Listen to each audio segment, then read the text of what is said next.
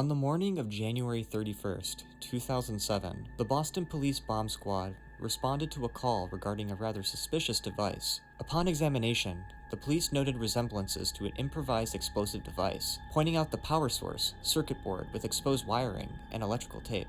Panic quickly set in, prompting the Boston police to take immediate action, shutting down the north side of I-93 and other parts of the transportation system. By 10 a.m., the bomb squad employed a water cannon to destroy the device. Subsequent investigations revealed that the incident to be a practical hoax, with authorities realizing its harmless nature by the end of that day. Later that afternoon, an analyst identified the image on the device as a character from the show Aqua Teen Hunger Force. Word eventually reached Cartoon Network and its parent company Turner Broadcasting, issuing a statement expressing regret for the danger caused by the publicity stunt. The Boston police arrested Peter Burdovsky for placing a hoax device that resulted in this panic. This incident triggered a rabbit hole of blame for the expensive misunderstanding that it was. And today, we dive into the Alamistic Complex of the 2007 Boston bomb scare. Hello, my name is Zebbler. I'm also known as the Aqua Teen Terrorist. Meet Peter Zebbler Burdovsky, a visual artist and video jockey fresh out of Massachusetts College of Art and Design in 2006. In November of that same year, Zebbler crossed paths with an individual named John from a marketing organization called Interference Inc. in New York City. I do a lot of video work, and at the time I was a resident at a club named Roxy in Boston. I met up with some people in New York who told me about this gig, and they said the Cartoon Network is looking for somebody to promote their show in Boston. Would you be willing to put up these signs in Boston? Zebbler was paired with Sean Stevens, a lighting technician hailing from the Charleston area. Their mission? Promote the upcoming Aqua Teen Hunger Force movie for theaters on behalf of Cartoon Network, each earning $300 for their effort. The chosen medium for this venture was the Mooninites. Hello, Carl. I am Ignignockt, and this is I am We are Mooninites from the inner core of the moon. You said it right. Consisting of Ignignockt and these Atari-reminiscent pixelated lunar characters exuded a prideful mischief and chose to antagonize the Aqua Team.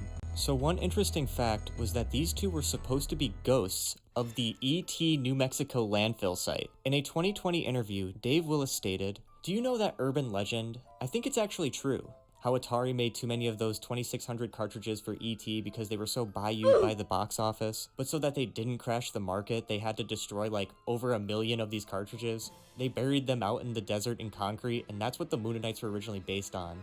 It's crazy. It's a dumb idea. They were like ghosts of this shitty video game. But after we were writing the episode, we were like, why don't we just make them from the moon? That's a lot simpler to understand." The Mooninites were inherently crude, a trait being expressed in their episode debut, Mayhem of the Mooninites. I will spit in your face now. Prepare to spit. Now do you understand? Yes? Good. Now wrap yourself around that rack of DVDs. Smoke up. Smoke while you are doing so. They took advantage of Meatwad and gaslit him into stealing, smoking, and manipulating his pea brain. Ig, the leader, is very prideful and condescending in most things he says.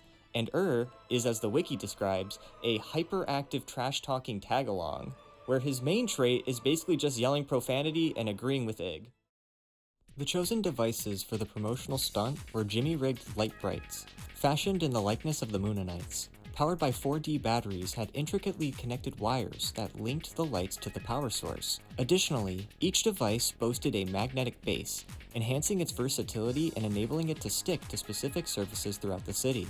Zebbler and Stevens devised a plan to deploy a total of 38 signs in 2 waves. Under the cover of the night, they strategically placed Moononite light-bright mini billboards throughout Boston, creating an eye-catching spectacle for onlookers. Over the course of the next 2 weeks, the neon signs found their way to 9 other major cities. Zebbler, reflecting on the experience, recalled his joy in situating these signs in challenging, hard-to-reach locations, wholesomely revealing that he has a bit of a monkey-like nature.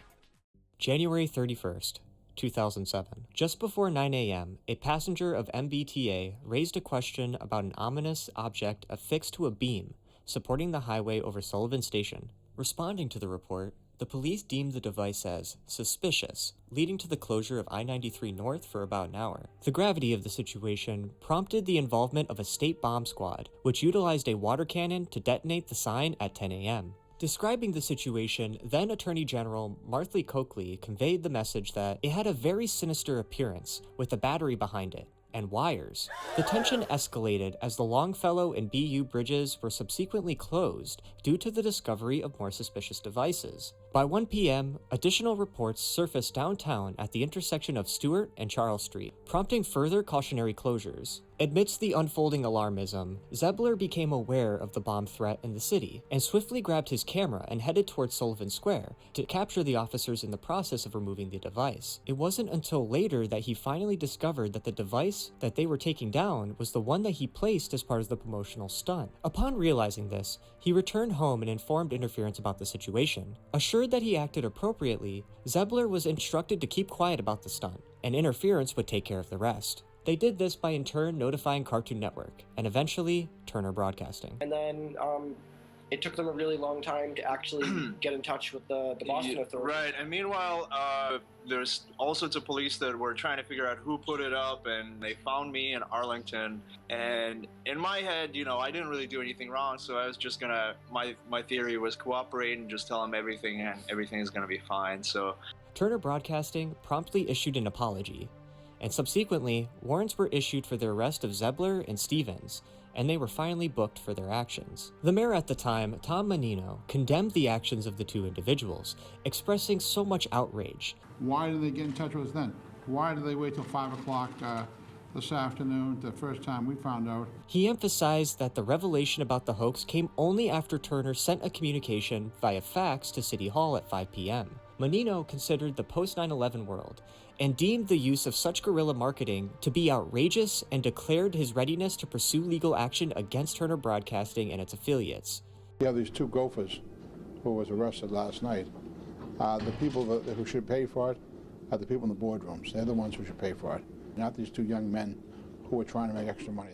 In a press conference, details emerged about a separate incident initially thought to be related to the bomb scare. The Boston Police Commissioner Ed Davis commended the public for promptly alerting authorities to these suspicious devices, despite their eventual determination as being non-threatening. At 6:53 a.m., the Department of Homeland Security reported the closure of a Washington, D.C. metro station due to the presence of a suspicious package. At 8:52 a.m., DHS notified law enforcement officials of 4 people being treated at a New York City post office after being exposed to fumes emanating from a package. And the biggest one had to be around 1:02 p.m. The Boston police received a call from the New England Medical Center security, reporting a pipe bomb found in a desk drawer. Homeland Security later reported a suspect was leaving the area rather agitated, and proclaiming, "God is warning you that today is going to be a sad day." The suspect fled the hospital, initiating a police investigation with no further details released at the time. Simultaneously, police received reports of 2 separate explosive devices that day, and the New England Medical Center incident occurred shortly after the second Moonanite device was reported. In total, Boston officials found 14 of the 38 original electric signs.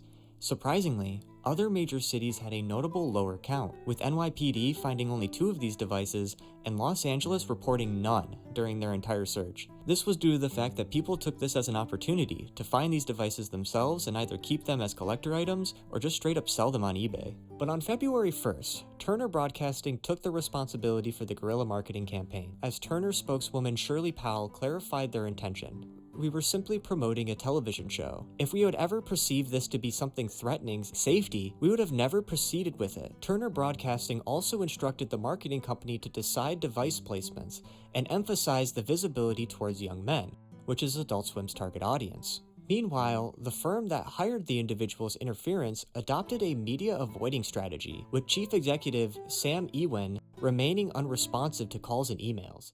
How do you feel right now? I feel like my hair is pretty perfect, but altogether I want to redirect this onto the topic of haircuts in the 70s because I want to educate myself about it a little bit more. Zebbler, in an interview with The Phoenix, revealed that he endured a 3-hour interrogation, by which he referred to as a good cop. After posting a $2,500 bail, Zebbler and Stevens emerged to face a sea of media, lights, and cameras. Despite the media's clamor for answers, the two adhered to legal counsel's advice. Maybe they'll reach my knees or something. I don't know. I'm getting sort of more due to get a haircut because getting my bangs now. I've advised them not to talk about what happened. In a creative twist during the post-release press conference, instead of delving into the case details or even taking accountability, He diverted the conversation to a lighthearted topic, his hair and the hairstyles from the 70s. In court today because Turner didn't bring anyone. That's also not a hair question. The press release is one of the funniest I've ever seen, guys. The two would just shrug off every question with mentioning how it's not a hair question. Yeah, we're not getting the feedback that we need from you guys. If you really want to talk to us, please talk to us about the topic. I'm very disappointed. Yeah. And to top this all off, their lawyer was reminding the press that they are taking this seriously, but they were just told not to discuss the case, and they are a pair of performance artists. Mr. Rich, are you embarrassed by your client's behavior? My client is a performance artist, and So are we being subject to a performance right now, Mr. Rich? Zebbler explained his unconventional approach in an interview, stating, "I just wanted to flip the mirror on the world, and the media is always so insane, obsessed with getting more fear-inducing messages to pump into people's brains to increase their ratings." On February 9th, 2007, head of Cartoon Network Jim Staples resigned as general manager and executive vice president. Staples expressed a deep regret for the negative publicity and expense incurred by the company due to the campaign. The fallout resulted in a significant financial impact on TBS, costing over $2 million to cover damages, with $1 million being allocated to the Boston Police Department and another $1 million to the Department of Homeland Security. Whatever happens, I feel like my hair is safe at the moment. So, any other hair questions are definitely welcome. Hair today, gone tomorrow. The hearing would take place following weeks after the incident. Zebbler, addressing the Charleston court, offered a sincere apology for causing anguish and disruption. Meanwhile, Stevens asserted that he viewed the devices as harmless entertainment, with no intention of upsetting anybody. Michael Rich, the lawyer representing both men, highlighted the subjective nature of describing a bomb-like device, contending that any electronic device could fit that description. He illustrated the point by suggesting that even a VCR, left on the ground, could be deemed a device with wires, electronic components, and a power source. Zebbler's decision not to succumb to panic proved crucial. Despite the possibility of facing a 5-year prison sentence, both Zebbler and Stevens were arranged community service of 80 and 60 hours respectively. The Attorney General acknowledged the difficulty in proving intent to create panic and believed that the individuals did not realize the repercussions their stunt would cause. Consequently, the case did not proceed to prosecution. That community service included creating this mural for children, clearing off the docks, and working with the kids. And they've left a really good impression with us. I was one of those folks stuck in traffic, and I still forgive them. Remarkably, 6 years later, the city of Boston extended an olive branch to Zebbler, as they even hired him to create an electronic show for the New Year celebration, showcasing the city's willingness to forgive and move beyond the 2007 incident. The media opted to criticize Mayor Menino once again for the decision to hire Zebbler, some accusing him of allocating public funds for his salary. It's worth noting the media's consistent disapproval of Zebbler regardless of what he did. Mayor Menino faced criticism for his initial reaction during the incident, and now he was under scrutiny for extending forgiveness to Zebbler. Well, you know, that's 2007. This is 2013. He did make mistakes. He apologized for those mistakes. He's done some events with us in the city in the past, and we recognize those events. But somebody wants to make a headline out of it. That's unfortunate. Everyone makes a mistake. You have to forgive those mistakes, and it's a legitimate business. This highlights a paradox. While Boston is known for its forgiving nature, the media appears less inclined to extend the same sentiment. This was a pretty big mistake, which only added to both Zebbler and later Menino's mistrust in the press. As a harmless hoax, as they call it, the bottom line remains what happened in this city today seriously violates a specific law written for just this kind of offense. Oh, indeed, Ed. There is no question. Someone will have to pay for today's debacle. The media had quite a few perspectives on the incident. According to an NBC News article, many young Bostonians believed that the city overreacted to the scare. Some expressed views that the police response seemed silly and insane. Well, now that I hear that it's the Mooninites, I think it's kind of hilarious. Particularly noting that no other cities had reacted in a similar manner. In response, the police commissioner defended the actions, stating that not taking appropriate steps could have endangered the public. Los Angeles Times published an article with the headline, "Full of Beans," connecting the devices to an upscale version of a Hasbro children's toy. The report highlighted the irony that no one on the bomb squad watched Adult Swim, and it ended with a suggestion that Boston officials should use some of the compensation from Turner to get training on identifying such stunts. It's called a Moononite, and it is a character from the show Adult Teen Hunger Force. Some news sources reported about a dozen fans gathering outside the Charleston District Court, wielding signs protesting with sentiments like 13107, never forget, and Free Peter, which was apparently a big movement at the time. So what do you consider yourself at this point, Carter? I'm just me. I'm highly amused. Zebbler and Sean had fun with their public personas during media interviews.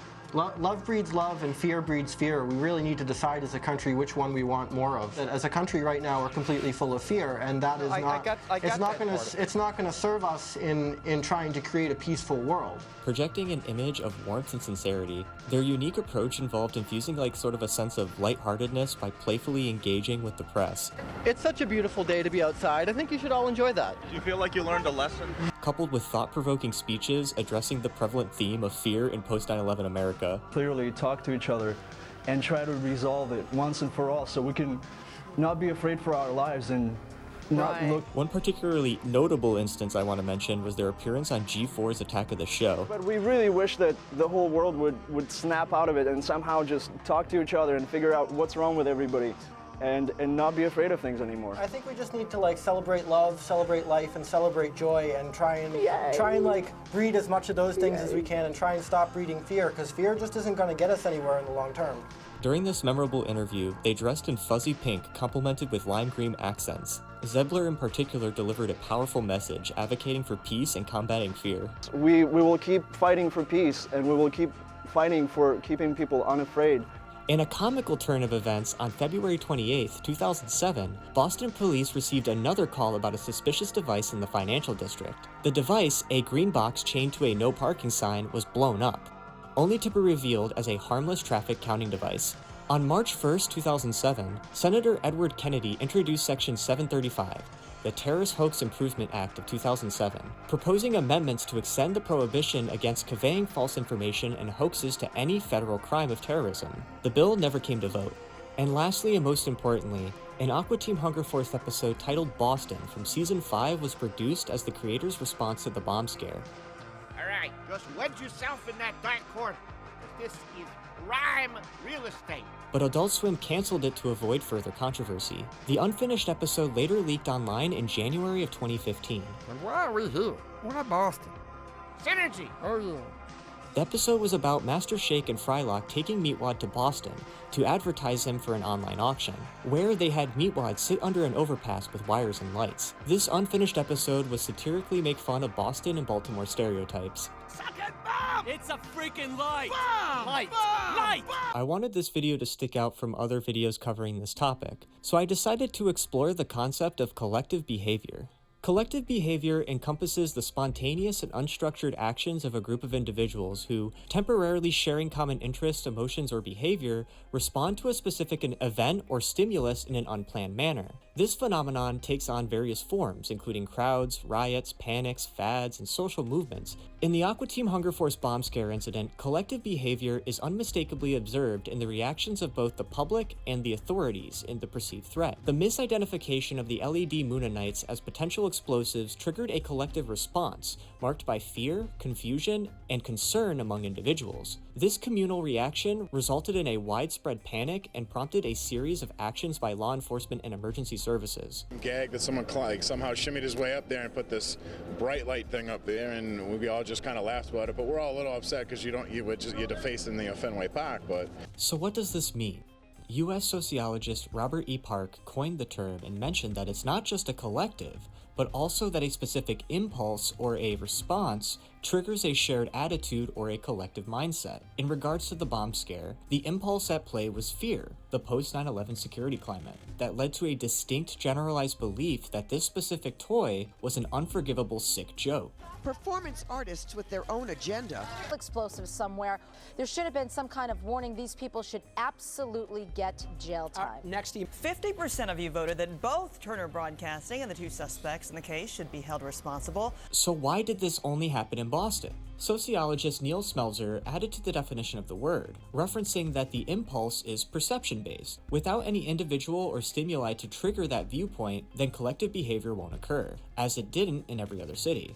It is common before collective behavior for there to be a process called milling. Milling is a physical state of restlessness within a crowd's behavior. Milling tends to produce a common mood among interacting individuals, and this mood could have been in fear or anger. Shortly after, rumors begin to spread, which could lead to social unrest, growing into forms of collective behaviors, as it did in the Moononite bomb scare. So social factors, particularly the prevailing post-9/11 security climate, played a significant role in fueling that collective response, and collective panic was observed when the incident unfolded in a context of heightened sensitivity to potential dangers, contributing to the intensity of the public's reactions and subsequent actions taken by authorities. While the authorities may argue that their reaction was justified to ensure public safety, it was clear that the perceived threat of explosive devices in various locations triggered a comprehensive emergency response. Determining whether this was an instance of overreacting or a day filled with unforeseen events is quite challenging. This scenario is peculiar, with the innocent neon signs causing hours of delays, shutting down parts of the city, and costing TBS $2 million just for a $300 paycheck. It definitely raises questions. However, in a time of heightened fear, it's understandable that such emotions could dominate decision-making. As with all complex topics, perspectives on the matter vary among individuals, so whether you believe they reacted correctly or not is all up to you. Thanks for watching. Follow me on Patreon for $5, and if any of you guys have any ideas, post a comment and send me, later guys. The device was an electronic circuit board with some components that were consistent with what we know to be improvised explosive devices.